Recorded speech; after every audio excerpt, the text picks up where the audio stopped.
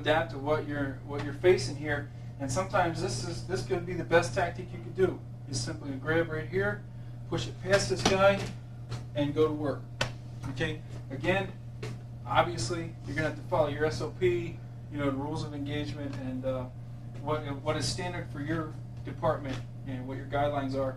If you're allowed to strike, this might be an option for you.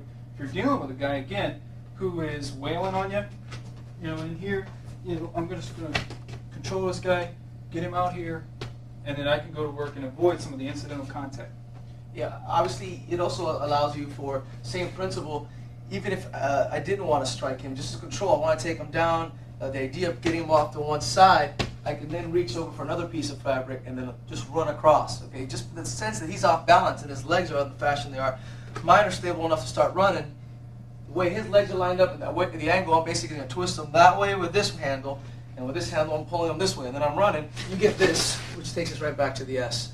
So just out of gut, you know, when we train this, and you'll see it later on the training tapes, where I'm getting hit and I'm taking punches just by grabbing, and he's hitting me, I'm just doing this. His punches are less effective on me. I just reach across, spin them, and run. It could be here, it could be here.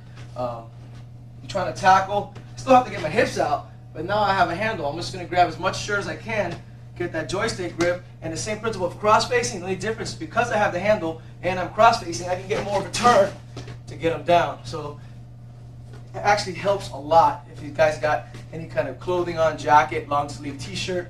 For the hand fighting, same principle, if his hands are moving around. I might miss this if you didn't have a t-shirt on, okay? Which we told you, if you miss, no biggie, keep moving. But with this, I can miss and come back with it. So I can still work, adjust, keep his arms back, work around the back, 2-on-1, same principle. Keeping this, I've got leverage to move him around, okay? Anything you can get to control the body will work. For trips, setups, everything. From any kind of handle you can get on clothing. So even if you don't want to go in a position where you're going to do strikes, it doesn't matter. You have something you can control to maneuver and work every other takedown that we did earlier from the back, where you sit down and control.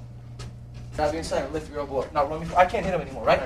Look for the ankle, the shorts, pick him up. Right? Work from the S position, attempting to keep myself safe, and go and effect an arrest here. One good thing about clothes is that friction. You know, I have things to grab a hold of. I don't have to worry about sweat as much. You know, I'm in here. You know, it helps me. I can't get it. Whatever. I get a handful of clothes. Same thing. I'm just going to move this around in the same manner. Going into that. Same thing for, you know, pushing them across. You know, I'm trying to grab here. I can't really do it. You know, it's like, man. You know, there you go. Again, this is just a straight jits technique, man, of, you know, straightening the arm out, across the body, and sliding in. Okay, again, we're going to move into an arm wrap. Okay, all these things work. The clothes just enhance it. And all we're doing is giving you another option. You know, if you work in a colder place, you know, Minnesota, the upper Midwest, New York, places like that where people wear flannels, people wear sweatshirts, all these things come in handy. It's just another game, another way to play the game. Again, you know, for my knee rides, you know, I'm able to pin this guy here.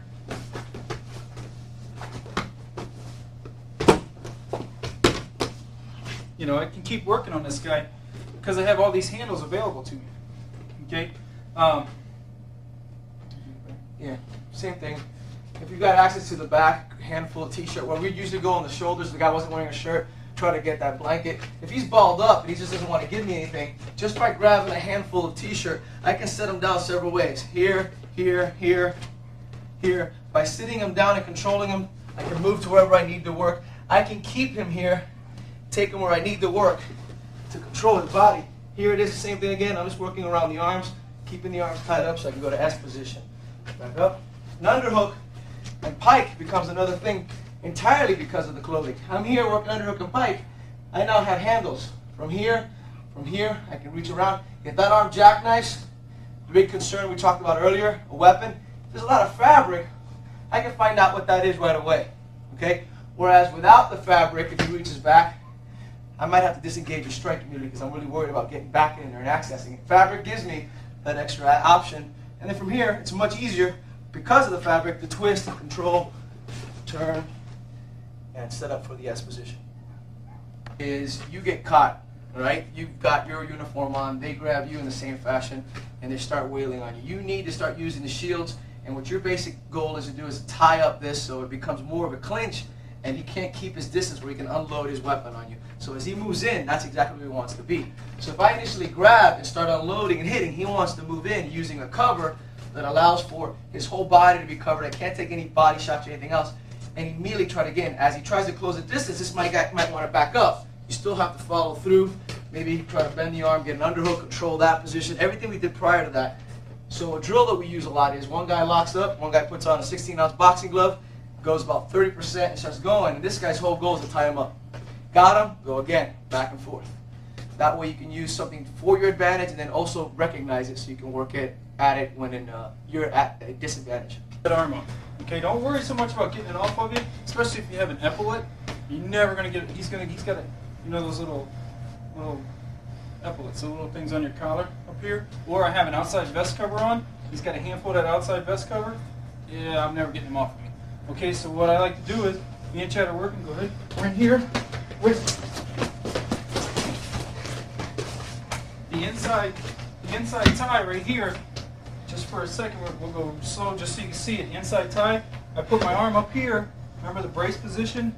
This. Arm here, shield, so when he hits, go hit. When he's hitting, I'm doing this. I'm cocking his arm up, and I'm working my way in. All this is doing is giving me an easy opening underneath. So, jacking it up, he's hitting. I'm just looking to upset his balance a little bit. You know what I mean? If I pull down on his arm while he's hitting at me, I'm actually helping him stay on me. You know what I mean? Actually helping him a little bit. So again, I want to get in here, and I want to work this. So even if I don't try to close, so we'll work it a little bit. Even if I don't try to close, watch. I'm going to shield so it doesn't knock me out, but all I'm going to work is I'm just going to mess with this arm. Just to show you how easy it is.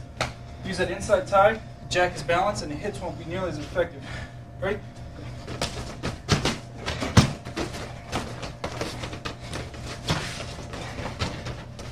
See? So the inside tie, again, basic first day wrestling stuff right here. Inside tie, can you feel it? Yeah, he can feel when I'm getting in there, when I'm lifting my arm and just riding up. It's not a muscle thing, because again, he's the same size as me. I'm not going to be able to muscle him. All I'm doing is lifting this part of his arm up. And that, see how his body's getting offset? Go ahead and punch. Now if I don't do it, go ahead. If I work on breaking the grip, punch. No, it's all over. He's going to kill me. Okay? Alright, let's do it. Just keep in mind, inside tie, look to offset it. Okay? Let's do it. Let's go.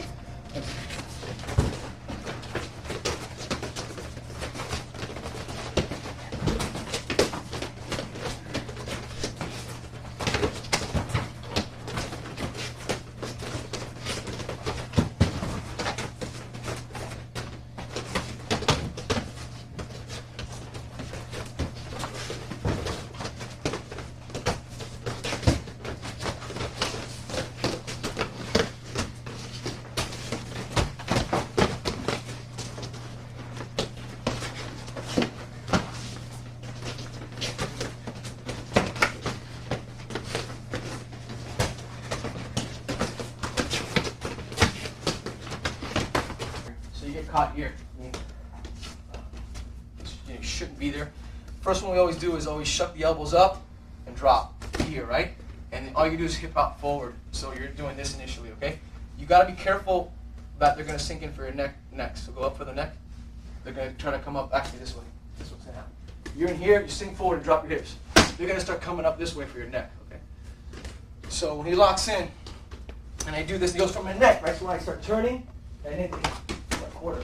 So all you can do is in here, sit forward. When I go towards my neck, he starts turning the quarter. So I get this at most. I might get this, in other words. It doesn't stop him from doing every single takedown. See the takedowns? It doesn't stop it. If he takes me down, I still have his head. Do a knee bump. Look. Frame. There it is. You see?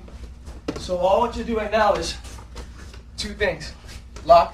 When I do this, he comes up. The second he's, go ahead, right there, turn. And then drive in. That's the first one. Second one, when you drop in, we all know this. Grab the pants, drop. You know that one, right? I prefer this one, lock. I prefer this one here, because I still have the right side position. Now, if I land with him here, he's going to knock his wind out. Boom. The second I'm in here, what am I going to do immediately? Step over. I don't want to be in here. Attack the neck, attack the arms. So you got two really high percentage ones. I'm here talking. I got my forklift. It's important. Okay? Wide. Come here a second. Here, lock. If I have my arms flailing, he's here. He's inside position. I don't want that. I got this. That's better, because I got elevation. So I'm here. He goes for the neck. Go for the neck. He can't choke me if I'm next to him. You see? And I can block him over, drive him over. Let's try that. Same principle. When he goes to choke you, go. That stops it. And I'm not going to stay here, obviously. I'm always going to go to quarter. So he's here. I try to break it. Here. All right, so we're going to work that. The only thing you don't want to do is stay in here and do this stuff. Stuff they usually teach. Because if his whole goal was to put you on your head and you hit the knuckles, and you're stomping, now he's got all this time to nail you. If your only reflex is, every time they do this, is to do this, you're good. And if he tries to choke, oh, here it comes. Now I'm here. So let's work that. You don't have to go over the ground. Just get that core nipple. Anything from the back, watch the neck, come outside this way. Headlock. If he's not punching me, and he's just squeezing my head, which is usually what they won't do. Usually they'll squeeze your head and then start to punch. You know? So if he grabs my head and he starts to punch, both hands out, stop it, right? This one stays. Grab the wrist. You've probably seen this before. Now, the only difference is I'm not going to rip out this way because he might be stronger than me. I'm going to use my chest. Since he's holding me down anyway, I'm going to put my chest behind the wrist up, right? To use my body. I'm not trying to bring the wrist out because he's too strong. So I'm here. Throw it, actually get the headlock now. I'm doing this. Once this is secure, I'm going to grab, use my body up, and then behind. Then from right here, I can go right into shaking the blanket. See my structure? I've got security. I got stabilization. Shake the blanket. I got to make that S motion with his body. Boom. And down. Harness, talk. Okay? So one more time. So I'm asleep. Too many details. He starts punching me. I'm in here. Okay? Control that. Use your body up. Behind. Shake the blanket. Harness. Try that. If he's got my head and his whole goal is to do nothing but squeeze, it's a good day. Because if he's under my chin, it might cause some kind of choking. All I gotta do is look at him, and now it's all it is squeezing. So you're gonna live, okay? Even though it hurts like hell, you're all right. Once you get this, what do I have? He gave me everything. Keep holding on to that head. I don't care. He can keep holding on to that head all he wants. Once I'm in here, both hands across the neck, drive it up. Guess what? We have an arm wrap. So work that once, because it's kind of, in other words, a headlock, guys, don't ever use that. This is terrible technique. You know what I mean? That's the way to get out by grabbing the wrist. If he doesn't do anything other than hold you, go to quarter. Block out the knee and go. Okay? Let's try that. The punching is the only one that you gotta really.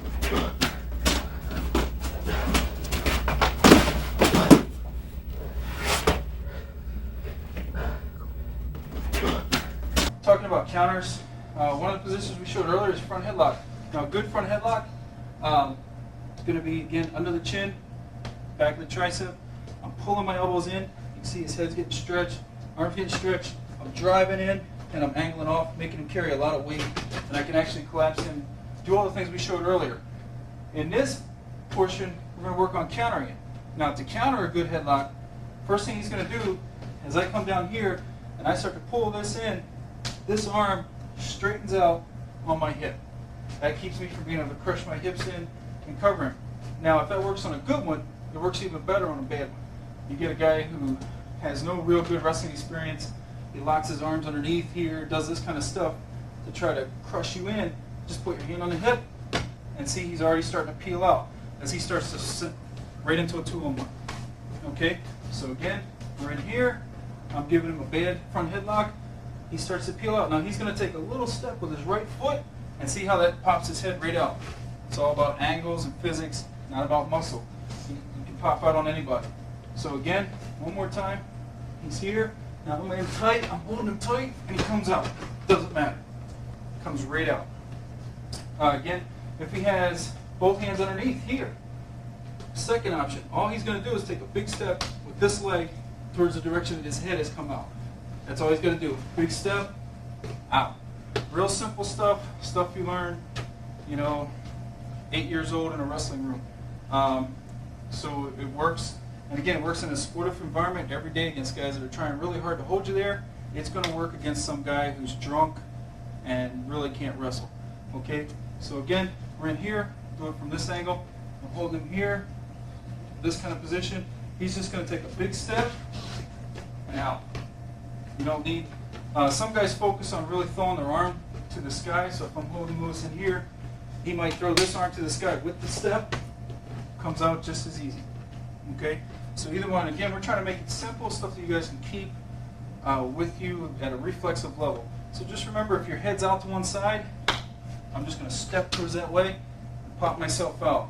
If the guy's pulling me down here, he's kind of got a little semblance of a proper front headlock. I'm just going to push and keep working my way around against that. And again, these things work against a variety of different head holds and things that happen from a snap down. You get a guy that's just got a hold of your head, and even on the ground, you can do the same type of things. Same thing goes for a side headlock. I think using basic wrestling, judo fundamentals, things that work against a resistive opponent is better than trying to take cheap shots at the knuckles, stomping the feet, going for growing shots, things of that nature. If you get caught and the guy's wearing jeans and they're tight, it's hard to access some of those vital areas that are supposedly so deadly that when you hit, the guy was going to let go of you.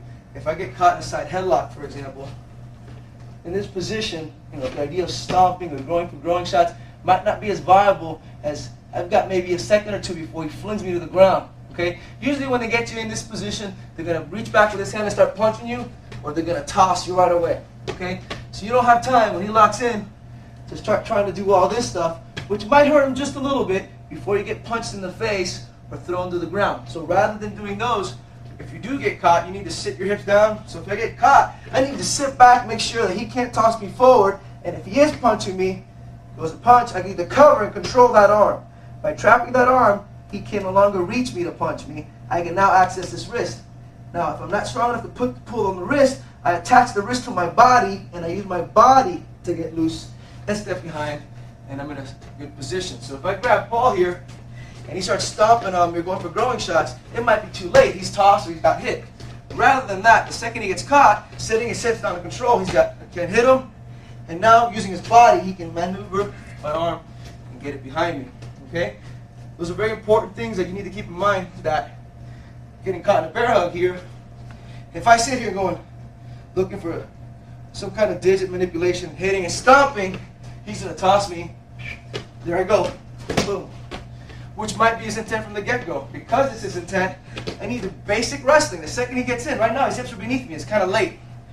This is going to help. So the second I get locked in, I need to get my hips out. Okay, granted, now if I'm digging in, and I'm working to the side, try to work, he might go for my neck. Go for a choke, please. He might go there. So, two things to keep in mind. Hips come forward, second the hand gets loose, go ahead. That's it. Once I get this, I'm turning into him, and I'm working my own takedowns. So once I get Paul, he's going to sit his hips out. Now he's going to, that's it, he's safe. Can't be thrown. From this position, man, you're hard to carry. From this position, I'm going to come around for a choke. He knows that. To come up, he's going to block it right there, circle into me. He's got to take down. Okay, same basics. He locks in, I drop, he goes for the choke. There it is, turning into him. I have access to his body. Real quick on the same note, we need to cover again, as Lewis said. A lot of times guys will say from the headlock, from the front headlock, what if he hits my groin? What if he bites me? Again, being a gentleman, I'll let Lewis choke me from the front position, and you be the judge of how many hits I can get in. He's got me in the front face. As I go to hit, that's it. You're not going to get a chance to hit a guy. That guy starts to hit your groin, it becomes great bodily injury. Right away we know that. Groin shot, great bodily injury. Guy starts to bite me, great bodily injury. This guy just stepped into felony. So at that point, I need to respond appropriately. Okay? So if this guy starts to hit me in the groin, do things that's going to incapacitate me, cause me to lose control of my weapon, I'm going to change to something else.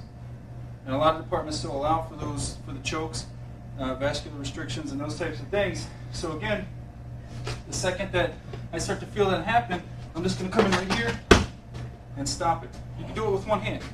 Yeah, you can do it with one hand. I'm here. So again, don't let the fact that, oh, this guy's going to hit me, this guy's going to do this guy's going to do that. Nothing's perfect, nothing's fail-safe, but again, if you do your best, you're going to be all right, because these things are tried and true every day in wrestling rooms all over the country. Okay, rather than equate this to somebody who's 120 pounds and this is going to hurt, he's going to let go, and for some real reason I'm going to get out, rather than hitting or stomping or throwing some kind of elbows or attacking in this fashion, since I'm worried about being thrown, I'm worried about him changing plans, going for my neck or for a weapon or something, I need to do is get out. The first one was a sitting out, spinning into him. The other one we can do is we just go behind. So once you get the second the hands come around, you just step behind in this fashion. Once you're in this position, you're going to sit your hips forward and hit with the elbow. He's going to have two choices. He can hold on and you land all your weight on his ribs going backwards, or usually what we found happens is he'll try to get his balance and his hands will come free. But either way, and we'll go slow on the takedown because that does hurt the ribs. Once he locks in, I'm going to step behind. One thing that happens is if he knows and he's got a good base, when I try to step behind, he'll adjust. So I can't get behind. So what I want you to do is you're going to grab fabric. I'm just going to grab his jeans, shorts, or belt to assure that he stays there for a split moment. Once he grabs in there, I'm going to step behind. And I'm going to angle this way. If he lets go,